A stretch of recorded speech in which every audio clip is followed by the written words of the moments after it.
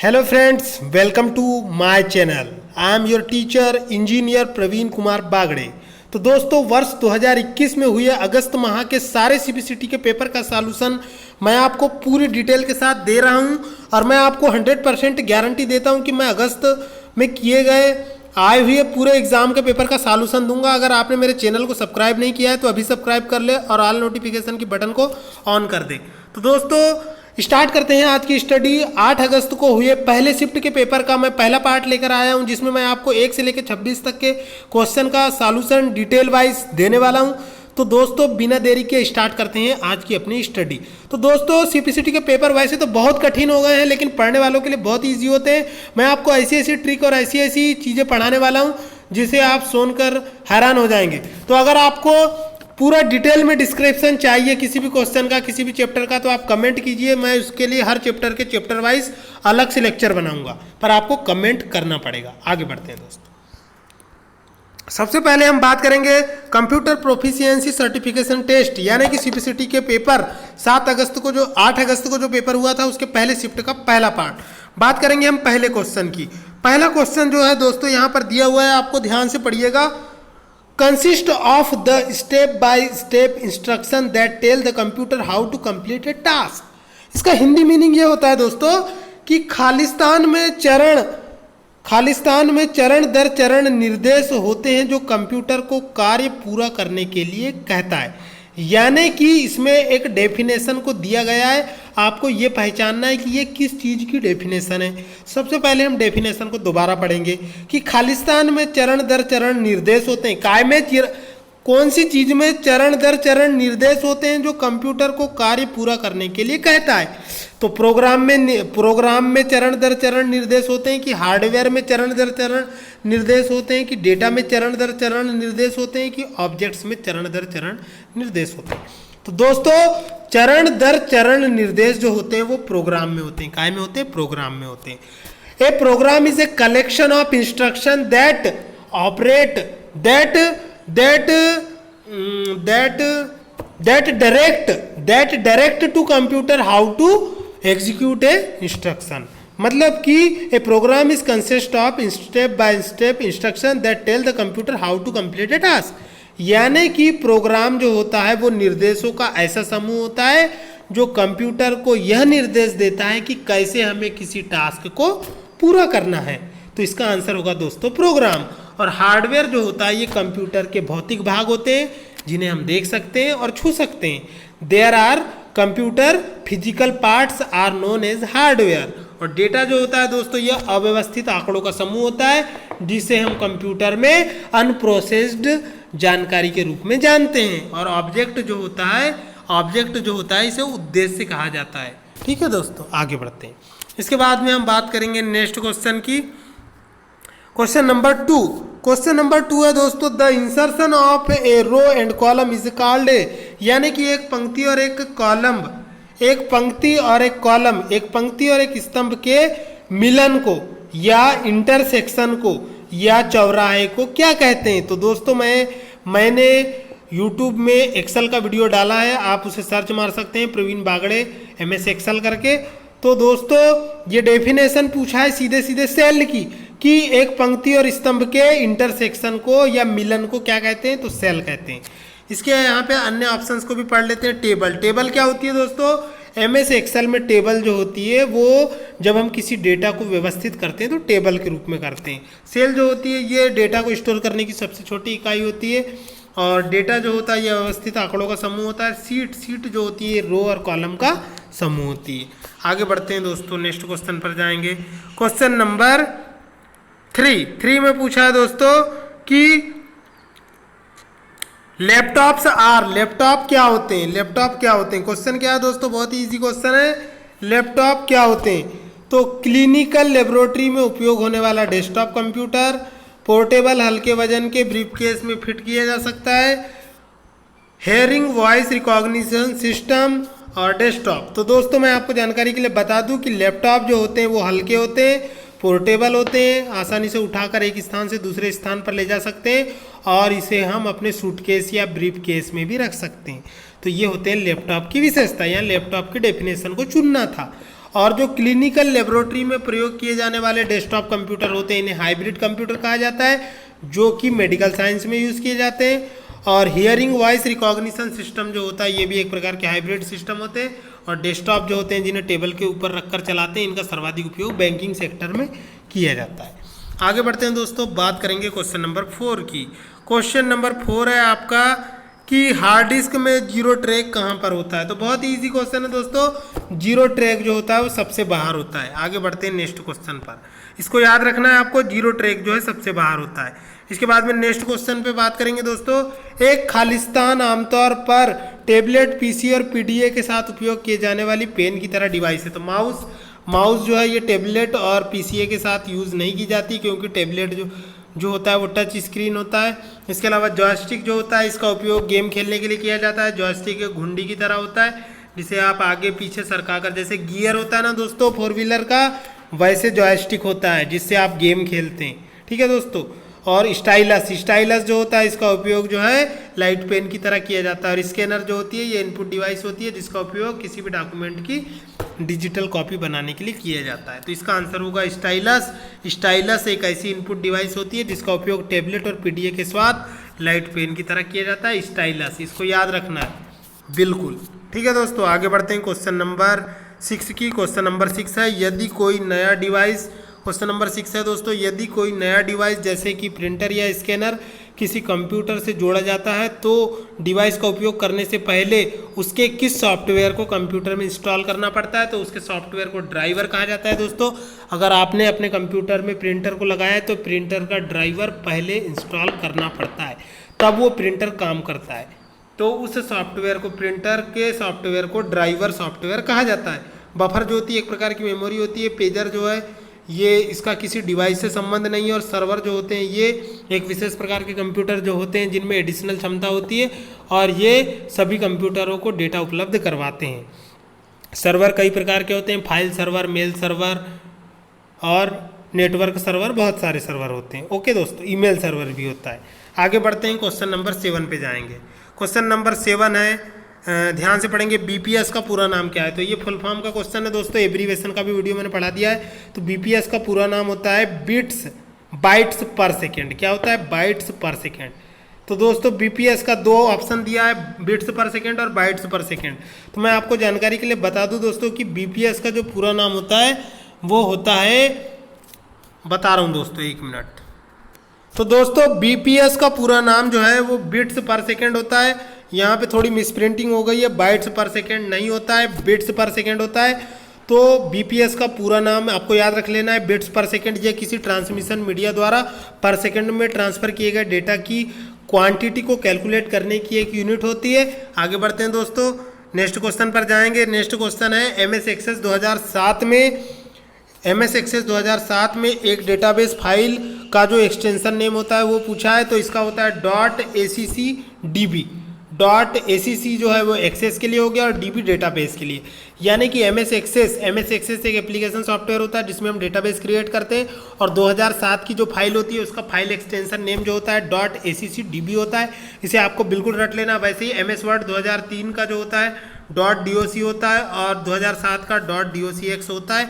और 2010, 2013 और 2016 के फाइल एक्सटेंशन नेम .docx होते हैं। इस तरह से फाइल एक्सटेंशन नेम होते हैं जो किसी फाइल के नेम के सेकेंडरी नेम कहलाते हैं, जो फाइल के बाद में रहते हैं, जो ये बताते हैं कि वो फाइल किस टाइप की है।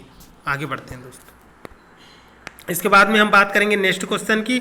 नेक्स्ट क्वेश्चन है कि निम्न में से किस मेमोरी में संग्रहित डेटा बदला नहीं जा सकता है, यानी कि स्थायी प्रकार की मेमोरी होती है। तो रैम जो होती है दोस्तों यह अस्थायी मेमोरी होती है। अगर आप कंप्यूटर पर कार्य कर रहे हैं तो आपका जो डेटा है वो रैम मेमोरी में स्टोर होता है और अचानक लाइट गोल हो जाती है तो आपकी कंप्यूटर का डेटा इरेज हो जाता है, इसीलिए इस मेमोरी को रैम मेमोरी कहा जाता है। इसका पूरा नाम रैंडम एक्सेस मेमोरी होता है। ये 2 टाइप की होती है, random access memory, SRAM, static RAM, और एक होती है डायनामिक रैम। ठीक है दोस्तों, इसके बाद में जो रोम होती है इसका डेटा नहीं मिटता, ये स्थायी मेमोरी होती है। तो रोम जो होती है इसमें संग्रहित डेटा को बदला नहीं जाता है। रोम मेमोरी जो होती है ये कंप्यूटर में लगी होती है, इसके डेटा को नहीं बदला जाता है। इसमें कंप्यूटर का क्या होता है? बायोस होता है दोस्तों। क्या होता है? बायोस होता है। BIOS, basic input output system. जिसका पूरा नाम होता है, इसे फर्मवेयर कहा जाता है। तो ये रोम मेमोरी में होता है। इसके बाद में ईपी रोम जो है ये इसका प्रकार होती है। ईपी रोम का पूरा नाम erasable programmable read only memory होता है। ये एक ऐसी मेमोरी होती है जिसमें हम डेटा को इरेज भी कर सकते हैं और नया डेटा राइट भी कर सकते हैं। इसमें डेटा को रीड राइट करने के लिए अल्ट्रा वायलेट रे का यूज़ किया जाता है दोस्तों। किसका? अल्ट्रा वायलेट रे का। किसमें? ईपी रोम में। और फ्लैश मेमोरी जो होती है दोस्तों, इसे पेन ड्राइव को कहा जाता है, फ्लैश मेमोरी। इसको याद रखना है आपको। आगे बढ़ते हैं दोस्तों, नेक्स्ट क्वेश्चन पर जाएंगे। What is the full form of red? बहुत ही इंपॉर्टेंट क्वेश्चन है दोस्तों, याद रखना है आपको। रेड का पूरा नाम होता है redundant array of independent disk. RAID का पूरा नाम होता है दोस्तों redundant array of independent disk. इस फैक्ट को आपको रट लेना है बिल्कुल। तो दोस्तों इसका पूरा नाम होता है redundant array of independent disk, RAID का पूरा नाम। एब्रीवेशन का वीडियो भी मैंने डाल दिया है, आप सर्च मार के पढ़ सकते हैं। इसके बाद में हम नेक्स्ट क्वेश्चन पर जाएंगे दोस्तों। खालिस्तान बार कोड रीडर द्वारा उत्सर्जित होता है। तो दोस्तों जो बार कोड रीडर होता है, आप लोग सुपर मार्केट में गए होंगे, आप लोग डीबी मॉल में तो गए होंगे या विशाल मेगा मार्ट में गए होंगे। भोपाल आपने घुमा होगा, मैं बहुत बार गया हूँ। भोपाल में is my dream city. Bhopal में बहुत घुमा हूँ, भोपाल मेरे को बहुत ही पसंद है। I love Bhopal, I love you Bhopal. तो दोस्तों बात कर रहे हैं हम भोपाल की, तो भोपाल में जो मॉल होते हैं वहाँ पर जब हम टी शर्ट खरीदते थे या फिर कोई प्रोडक्ट खरीदते थे, तो उस प्रोडक्ट का जब हम बिल बनाने जाते थे बिल काउंटर पर, तो वहाँ पे एक बार कोड मशीन होती थी जहाँ पर एक कर्मचारी बैठा होता था जो हमारे जो भी हम खरीदते थे सामान उसके बार कोड को स्कैन करता था। तो वो बार कोड रीडर जो होता है उससे क्या निकलती है? रोशनी निकलती है। क्या निकलती है दोस्तों? रोशनी। पड़ोस वाली रोशनी नहीं, लाइट वाली रोशनी निकलती है। ठीक है दोस्तों, तो वहाँ से कौन सी निकलती है? रोशनी निकलती है। बार कोड रीडर द्वारा उत्सर्जित होता है। क्या निकलता है? रोशनी निकलती है। क्या निकलती है? रोशनी। तो खालिस्तान उत्सर्जित होता है बार कोड रीडर द्वारा। खालिस्तान बार कोड रीडर द्वारा उत्सर्जित होता है। तो बार कोड रीडर मशीन द्वारा क्या उत्सर्जित होता है? ध्वनि उत्सर्जित होती है क्या? नहीं, वहाँ से रोशनी उत्सर्जित होती है। ना कोई कमांड उत्सर्जित होती, ना कोई अंक उत्सर्जित होता, वहाँ से ध्वनि उत्सर्जित होती है। बहुत ईजी क्वेश्चन था दोस्तों, लेकिन आपको समझने की देरी थी। आगे बढ़ते हैं।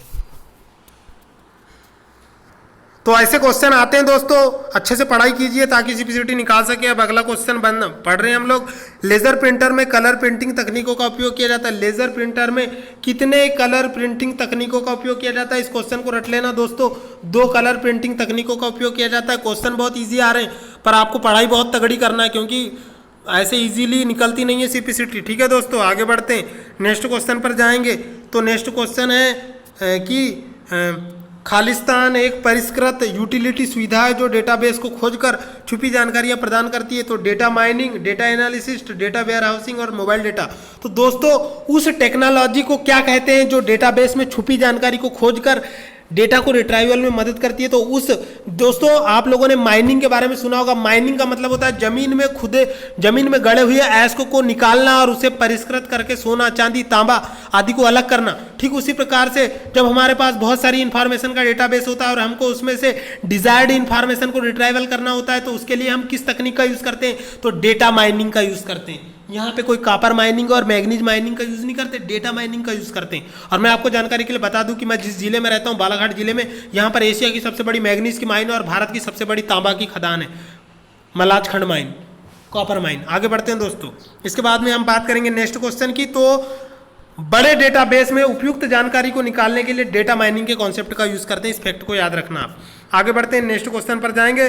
क्वेश्चन नंबर 14 की हम बात करेंगे। ओपन ऑफिस कैल्क में फंक्शन ISERROR C2 का आउटपुट क्या होगा जब C2 में 123 है? तो इसका आउटपुट फाल्स होगा दोस्तों। आगे बढ़ते हैं, इसके बाद में हम नेक्स्ट क्वेश्चन पर जाएंगे।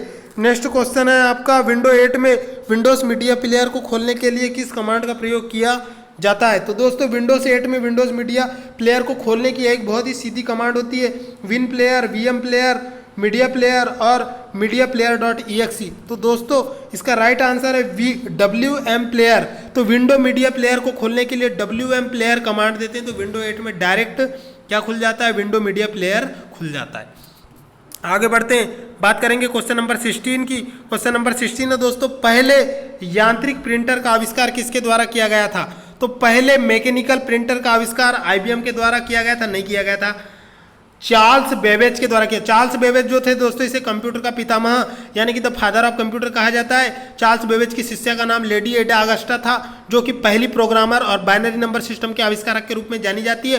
तो चार्ल्स बेबेज जो थे, इनकी जो शिष्या थी वो पहली प्रोग्रामर थी और उसने बाइनरी नंबर सिस्टम का आविष्कार की थी। तो इन्हीं ने पहले मैकेनिकल प्रिंटर का आविष्कार किया था। विश्व के पहले मैकेनिकल प्रिंटर का आविष्कार चार्ल्स बेबेज के द्वारा किया गया था। ये कंप्यूटर विज्ञान के पितामह भी कहे जाते हैं। सेंट्रोनॉटिक्स भी इसका ऑप्शन नहीं है, केनन भी इसका ऑप्शन नहीं है। आगे बढ़ते हैं दोस्तों, क्वेश्चन नंबर 17 पर जाएंगे। क्वेश्चन नंबर 17 है कि संपीड़न यानी कि कंप्रेशन का मौलिक प्रयोग किस लिए किया जाता है। यानी कि आप किसी डिवाइस को या आप किसी फाइल को कंप्रेस क्यों करते हैं? इमेज की गुणवत्ता को सहेजने के लिए, इमेज की आकृति को सहेजने के लिए, या इमेज के आकार को सहेजने, बैंडविड्थ व स्टोरेज आवश्यकताओं को सहेजने के लिए। तो दोस्तों आप जो है बैंडविड्थ और स्टोरेज आवश्यकताओं को सहेजने के लिए किसी भी इमेज को कंप्रेस करते हैं या किसी भी फाइल को कंप्रेस करते हैं। इंग्लिश में अगर हम पढ़े तो फंडामेंटल यूज ऑफ कंप्रेशन, किसी फाइल का फंडामेंटल यूज क्या होता है कंप्रेशन का? तो सेव इमेज क्वालिटी नहीं, इसका होता है save bandwidth and storage requirements. हम किसी भी फाइल को कंप्रेस इसीलिए करते हैं क्योंकि हम उसकी बैंडविड्थ को सेव करते हैं और स्टोरेज रिक्वायरमेंट, उसका साइज कम हो जाता है तो ज़्यादा फाइलों को स्टोर कर सकते हैं। यानी ये स्टोरेज रिक्वायरमेंट से रिलेटेड है दोस्तों। आगे बढ़ते हैं, नेक्स्ट क्वेश्चन पर जाएंगे। क्वेश्चन नंबर 18, निम्नलिखित में से एनटीपी का पूरा नाम क्या है? यानी कि एनटीपी का पूरा नाम पूछा दोस्तों। एनटीपी एक प्रकार का प्रोटोकॉल होता है जिसे नेटवर्क टाइम प्रोटोकॉल कहते हैं। इस फुल फॉर्म को आपको रट लेना है। एनटीपी का पूरा नाम होता है network time protocol, network time protocol, NTP का पूरा नाम। इसके बाद में हम बात करेंगे दोस्तों क्वेश्चन नंबर 19 की। तो प्रिंटर में कोलेट के विकल्प से क्या होता है? ये क्वेश्चन बहुत बार पूछा जा चुका है, बहुत ही। तो दोस्तों इस विकल्प पर आपका प्रिंटर बहुविध प्रतिलिपि कार्यों को श्रेणीबद्ध या सॉर्ट कर सकता है। आगे बढ़ते हैं दोस्तों, क्वेश्चन नंबर नेक्स्ट पर जाएंगे। ऑपरेटिंग सिस्टम खालिस्तान सॉफ्टवेयर का उदाहरण है। तो दोस्तों ये सिस्टम सॉफ्टवेयर का उदाहरण है। ऑपरेटिंग सिस्टम जो होता है ये एक ऐसा एप्लीकेशन सॉफ्टवेयर होता है जो कंप्यूटर यूजर हार्डवेयर और एप्लीकेशन सॉफ्टवेयर के बीच इंटरफेस का कार्य करता है। ऑपरेटिंग सिस्टम जो होता है ये एक ऐसा सॉफ्टवेयर होता है, ऑपरेटिंग सिस्टम एक ऐसा सिस्टम सॉफ्टवेयर होता है जो कंप्यूटर के यूजर, एप्लीकेशन, प्रोग्राम और सिस्टम सॉफ्टवेयर के बीच एक इंटरफेस का कार्य करता है। और यह जो होता है दोस्तों एक प्रकार की फाइल होती है। और एप्लीकेशन ऑपरेटिंग सिस्टम जो होता है एक प्रकार का सिस्टम सॉफ्टवेयर होता है जो कंप्यूटर की आंतरिक प्रक्रियाओं को कंट्रोल करता है। और ये कंप्यूटर की मेमोरी हार्ड डिस्क में होता है जहां से वो रैम में लोड होता है। कहाँ होता है? हार्ड डिस्क में होता है, रैम में लोड होता है। इस प्रक्रिया को बूटिंग प्रक्रिया कहा जाता है। और ऑपरेटिंग सिस्टम एक प्रकार का कौन सा सॉफ्टवेयर होता है? सिस्टम सॉफ्टवेयर होता है। एप्लीकेशन सॉफ्टवेयर जो होता है इसका प्रयोग एक ही प्रकार के कार्यों को करने के लिए किया जाता है। आगे बढ़ते हैं दोस्तों, नेक्स्ट क्वेश्चन पर जाएंगे। क्वेश्चन नंबर 21 पर आ चुके हैं। यदि कोई प्रोग्राम ठीक से नहीं चल रहा है तो हमें क्या करना है? तो दोस्तों हम लोग क्वेश्चन नंबर 21 में आ गए हैं। क्वेश्चन नंबर 21 में आपको पूछा है दोस्तों कि यदि कोई प्रोग्राम ठीक से नहीं चल रहा है तो हमें क्या करना होगा? प्रोग्राम को अनइंस्टॉल करें और दोबारा इंस्टॉल करें, प्रोग्राम को स्थायी रूप से अनइंस्टॉल करें, ऐसे प्रोग्राम को कभी भी इंस्टॉल ना करें और हार्ड डिस्क बदले। तो दोस्तों प्रोग्राम को अनइंस्टॉल कर देंगे तो फिर तो वो चलेगा ही नहीं। ऐसे प्रोग्राम को कभी इंस्टॉल नहीं करेंगे तो वो तो चलेगा ही नहीं। हार्ड डिस्क को बदले तो ये कोई सॉल्यूशन नहीं है। तो ऐसे प्रोग्राम को हमें अनइंस्टॉल करके दोबारा इंस्टॉल करना चाहिए। यदि आप व्हाट्सएप चला रहे हैं और नहीं चल रहा है तो उसको अनइंस्टॉल करके दोबारा इंस्टॉल करें तो वो चलने लगेगा। तो ये होता है दोस्तों एक एथोराइज्ड वे किसी भी एप्लीकेशन प्रोग्राम को चलाने का। आगे बढ़ते हैं दोस्तों, क्वेश्चन नंबर 22 पे डिस्कस करेंगे। क्वेश्चन नंबर 22 में पूछा है दोस्तों कि माइक्रोसॉफ्ट विंडोज में बैकअप इंफॉर्मेशन फाइल को सहेजने के लिए किस फाइल फॉर्मेट का उपयोग किया जाता है? तो दोस्तों बैकअप का मतलब ही होता है कि जैसे कोई काम में जाते हैं तो 2 बजे के लिए टिफिन लेके जाते हैं तो वो क्या होता है? आपका बैकअप होता है। जब आपको भूख लगती है तो आप बैकअप का यूज करते हैं। ठीक उसी प्रकार दोस्तों अगर आप कंप्यूटर में कोई फाइल को बैकअप लेते हैं इसका मतलब ये होता है कि उसकी एक ओरिजिनल फाइल होती है। अगर ओरिजिनल फाइल किसी कारण डिलीट हो गई तो हम उसकी एक और कॉपी बना के रखते हैं जो उसकी बैकअप फाइल कहलाती है। या जैसे हम अपने ओरिजिनल डॉक्यूमेंट की फोटोकॉपी करा के रखते हैं तो वो उसकी बैकअप कॉपी होती है। ठीक उसी प्रकार अगर आप कंप्यूटर में कोई बैकअप कॉपी रखते हैं, फाइल रखते हैं तो उसके लिए जो है .wbcat इस फॉर्मेट का यूज करते हैं। WBCAT तो इस फॉर्मेट को आपको याद रखना है .wbcat। तो ये बैकअप फाइल को सहेजने के लिए फाइल फॉर्मेट WBCAT फॉर्मेट का यूज वाइडली किया जाता है। तो इसको आपको याद रखना है। आगे बढ़ते हैं दोस्तों, क्वेश्चन नंबर 23 पर आ चुके हैं हम। यदि आपके किसी कंप्यूटर या सेवा का इस्तेमाल करने का अधिकार दिया जाता है तो आप कंप्यूटर या सेवा की खालिस्तान पहुंच होती है। क्या पहुंच होती है? अधिकृत पहुंच होती है। अगर आपको कहीं पर जाने की अनुमति है मतलब वो क्या है? एथोराइज्ड एरिया है आपके लिए। तो अमान्य, अतिक्रमी, अवैध और अथोराइज्ड। तो यदि आपको किसी कंप्यूटर या सेवा का इस्तेमाल करने का अधिकार दिया गया है तो आपके लिए उस कंप्यूटर या सेवा की क्या हो जाती है? अधिकृत पहुंच होती है यानी एथोराइज्ड हो जाती है। आगे बढ़ते हैं दोस्तों, क्वेश्चन नंबर 24 पर आ गए हैं हम लोग।